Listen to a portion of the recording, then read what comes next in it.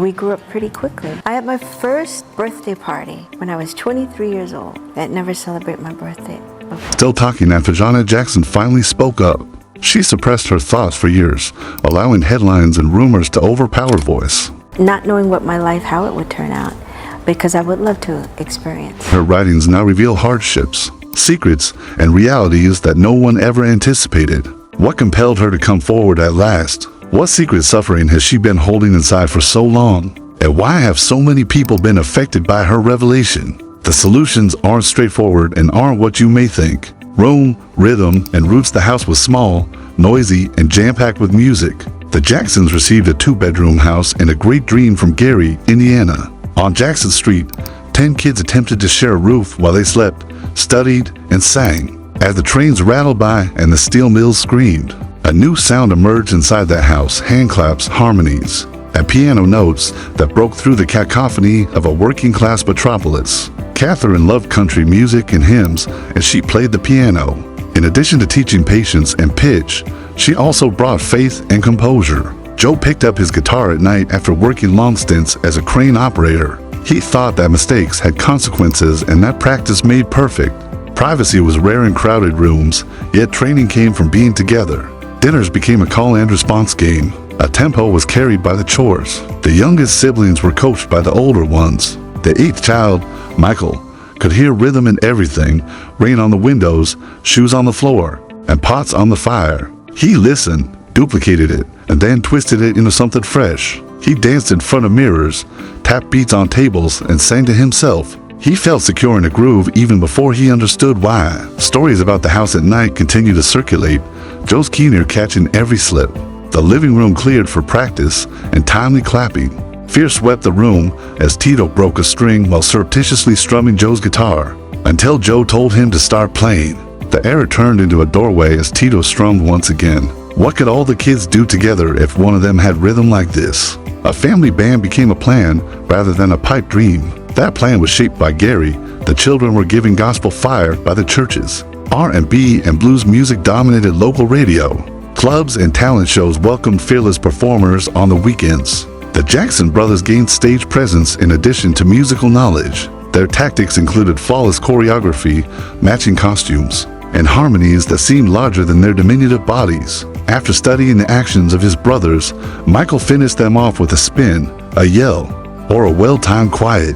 Despite being the youngest, he led with instinct. The rule of the day was discipline. Homework came first, followed by rehearsal, and then more rehearsal. Joe was like a sergeant in the army. The children taught basic skills including breathing, timing, blending, and appearing like experts despite their young age. In order to maintain equilibrium, Catherine packed lunches, checked their assignments, and, whenever possible, rounded off any sharp edges. The parents worked together to create a system that combined pressure and affection. Although it gave the children a clear path, it frequently hindered their ability to recover. The traits of the man Michael would become were already evident in his early performances. Charm much beyond his years, feet stomping perfectly on time, and a voice cutting through cacophony. The band tightened up.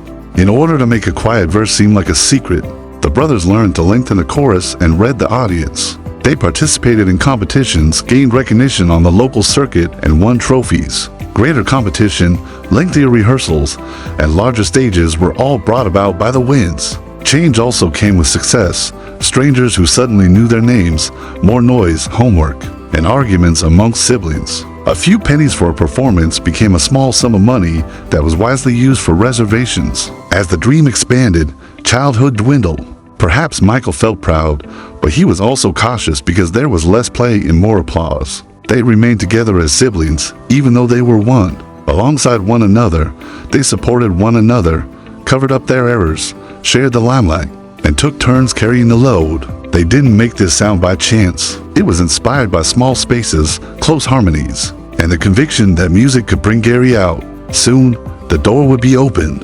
They went from little stages to large arenas thanks to talent showcases. Larger venues attracted outside attention.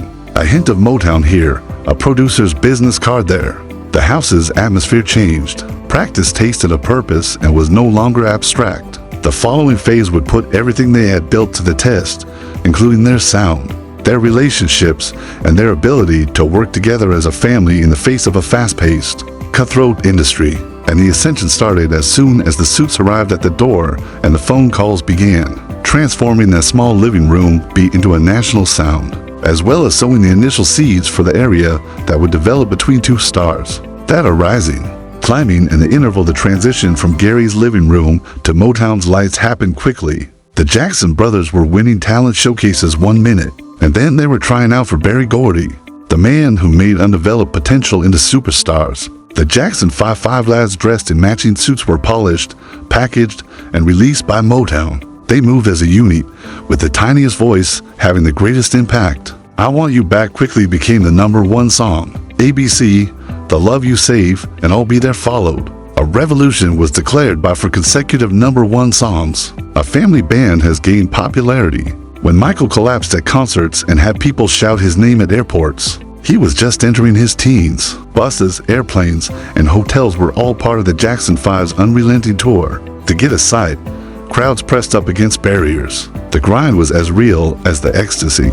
Choreography took the place of childhood games. Rehearsals were more important than report cards. The industry tugged at each member differently, even if they were near on stage. Jana watched from home, still quite little.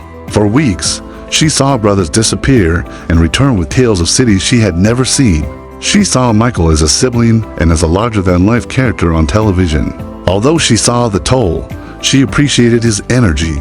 No matter how exhausted he was, his voice had to be perfect, his movements had to be precise, and his interviews had to be endearing. Before he learned how to be a teenager, he was studying how to be a star. Michael ventured out more as the 1970s came to an end. His 1979 single Off the Wall showcased his unique blend of passionate ballads, slick disco beats, and independence. Fans loved him, critics lauded him, and all of a sudden, the youngest brother was taking the lead in the family. The gap grew when Thriller touched down in 1982. Music videos became events. The album broke records, and Michael's notoriety overshadowed almost everything else. Jana was finding her own voice, acting, singing, and eventually her own career path. Though their worlds had changed, Michael was still in her life. The people who used to practice together now had quite different schedules, managers, and lives. Producers, bodyguards, and consultants were all around Michael. Assistants now facilitate the types of discussions that once took place around the family dinner table, along with the affluence that comes with being famous. Fame also creates barriers between once close family members. There was a tie, but the edges were tattered. Michael was forced to withdraw due to his success. For his safety, his movements were now restricted. There was a rare thaw in privacy. Jana was also seeing her brother's heart change, but in a more approachable way. His level of protection fluctuated. Tabloids analyzed every word and every move. This adoration turned into a kind of feeding and shackling for someone who had grown up wanting such praise. In the middle of the 18th century, her career started to take off. She made her debut as a real force on the arena in 1986, when she swept the world by storm with Control. She was an artist with her own identity for the first time, not just Michael's sister. She silently lamented the days when family relationships appeared straightforward, even as her admirers celebrated her independence. Later on, Jana would talk about how their professional success resulted in significantly less time spent together and fewer phone calls. Still, there were glimmers of love. They remembered the life they had once built together in Gary, tried to attend each other's projects, and joked around when their schedules permitted. However, stardom was cruel. In addition to uplifting people, it also serves as the basis for their division. Their quick ascent to popularity was accompanied by a gulf that was inevitable because of the success itself. When scandal broke out, their differences would only widen further. All of a sudden, the pressure increased, the questioning became harder, and the world's eyes became more focused. And Jana would learn then and there that being Michael's sister meant carrying the burden of the impending storm. In addition to enjoying the glory, collateral, and shockwaves at the start of the 1990s, Michael was at the top of his game. He was the most well-known performer on the planet, had mastered music, and had revolutionized the music video. However, a narrative that surfaced in 1993 caused the public to turn its attention from his artwork to his personal life. First mingled in tabloids, then roared in headlines, allegations of indecent child assault emerged. Michael adamantly refuted the charges made against him by a 13-year-old child and his father. Following investigations and a search of his house, the king of pop found himself in the public eye as a defendant as well as a performer. The shock was personal to Jana. Long before there were cameras, she considered her brother to be family. It was upsetting and confusing to see his name associated with such accusations. She was also aware of how fast the media might change its tone. Adoration turned into distrust overnight. They craved scandal, and nobody seemed to recall the years of kindness and music. The cacophony was too much for the Jacksons to handle. Michael insisted he was innocent, claiming that the allegations were untrue and motivated by greed. In the end, Jeanette's voice wasn't about blame, it was about truth. After years of silence, she finally spoke her heart.